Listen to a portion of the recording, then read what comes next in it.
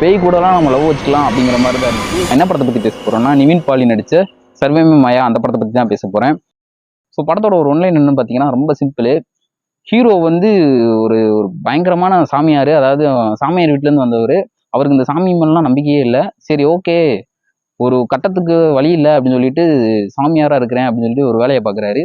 So அந்த வேலை பார்க்கும்போது ஒரு இடத்துல போய் பேய் இருக்குது அப்படின்னு சொல்லிட்டு ஒரு இடத்துல போய் சிக்கிறாரு.